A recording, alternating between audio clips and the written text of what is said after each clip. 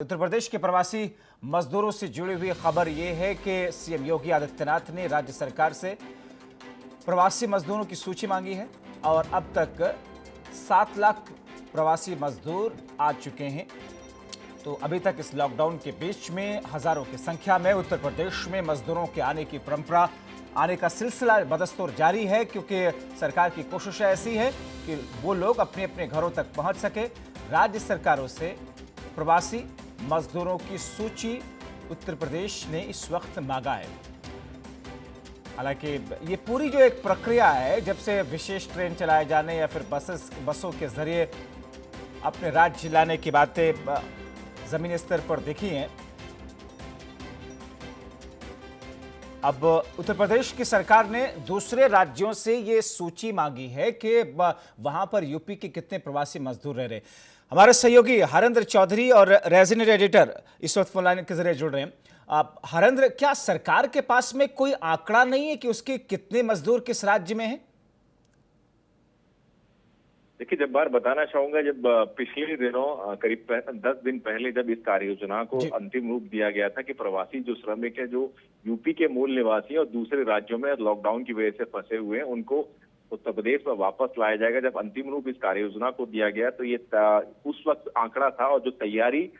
CM Yogi Adityanath के निर्देश पे जिलों में, संबंधित जिलों के करने के लिए कहा गया, 20 लाख प्रवासी श्रमिकों की वापसी के लिए तैयारी करने के लिए सीएम योगी आदित्यनाथ ने निर्देश दिए थे। उसी हिसाब से संबंधित जिलों में, जो यूपी के अलग अलग जिले हैं, वहां पे तैयारी की जा रही है। 15 से 30 हजार की क्षमता वाले क्वारंटीन और शेल्टर होम जो है जिला मुख्यालय पे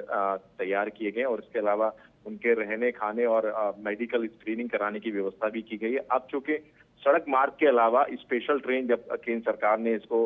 परमिशन दे दी है स्पेशल ट्रेन चलाने की, और लगातार जो स्पेशल ट्रेन यूपी आ रही हैं, यूपी के अलग अलग शहरों तक स्पेशल ट्रेन के जरिए जो प्रवासी श्रमिक हैं वो पहुंचे, चाहे वो लखनऊ हो, वाराणसी हो, गोरखपुर हो, कानपुर हो, बाराबंकी हो, अलग अलग जिलों में ये ट्रेन पहुंच रही है, और वहां से उनको सड़क मार्ग के जरिए प्रवासी श्रमिकों को पहुंचाया जा रहा है। तो एक आंकड़े की अगर देखिए बात करें, तकरीबन 7 लाख जो प्रवासी श्रमिक जो अलग अलग राज्यों में है, चाहे वो हरियाणा हो, राजस्थान हो, मध्य प्रदेश हो, गुजरात हो, या फिर सवाल ये है कि जी, प्रदेश के मजदूर जो दूसरे राज्यों में हैं, वहां जाकर के कोई रजिस्ट्रेशन तो होता नहीं है कि सरकार के पास में, उस राज्य के सरकार के पास में कोई आंकड़ा होगा कि उत्तर प्रदेश से कितने हैं, बिहार से कितने हैं, दूसरे राज्यों से कितने लोग हैं। तो ये पूरा मैकेनिज्म होगा कैसे? क्या वो लोग जहां पर काम करते हैं वहां से कोई डेटा सरकार के पास भिजवाएंगे? कोई इस पर कोई लाइन मिल पा रही है? जब बार देखिए, जब इस कार्य योजना को अंतिम रूप दिया गया था तो उस वक्त जो तैयारी थी, जो स्टेट के लिए नोडल अफसर यूपी सरकार की तरफ से तैनात किए गए थे, उनको ये जिम्मेदारी दी गई थी कि संबंधित राज्य सरकारों के साथ वो कोऑर्डिनेट करें, और राज्य सरकारें अपने जिलों के प्रशासन के जरिए जहां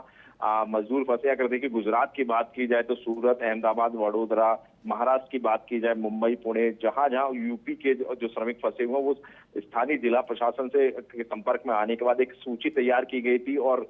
उन श्रमिकों को ही उत्तर प्रदेश में वापस लाया जा रहा है, जो वहां जो सूची तैयार होती है, और 14 दिन का क्वारंटीन पीरियड वो उन संबंधित राज्यों में पूरा कर चुके, चाहे वो महाराष्ट्र हो, गुजरात हो, मध्य प्रदेश हो। क्वारंटीन पीरियड पूरा करने के बाद सड़क और रेल मार्ग के जरिए उनको वापस लाया जा रहा है। और अब चूंकि यूपी में भी रजिस्ट्रेशन की शुरुआत हो चुकी है, जन सुनवाई पोर्टल पे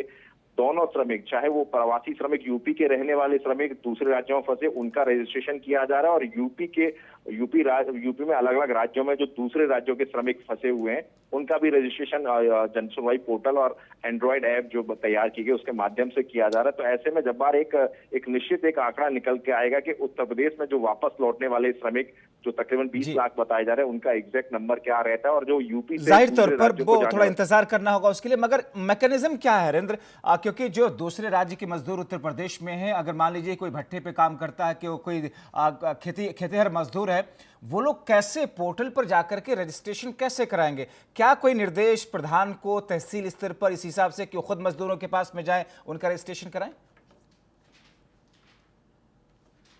करें तो जो मजदूर सक्षम नहीं है जन सुनवाई पोर्टल या एंड्रॉइड ऐप पे अपना रजिस्ट्रेशन कराने में, वो जहां वो काम करते, जिन इकाइयों में अब तक उनको काम मिलता रहा है लॉकडाउन से पहले, वो वहां के जो प्रबंधन है उनको उनके जरिए स्थानीय जिला प्रशासन को वो सूचित करेंगे, और जिला प्रशासन के जो अधिकारी हैं वो मदद करेंगे उनका रजिस्ट्रेशन कराने में, और उसके बाद इस तरीके से रजिस्ट्रेशन होगा। जी, चलिए, बहुत शुक्रिया हरेंद्र चौधरी इन तमाम जानकारी के लिए।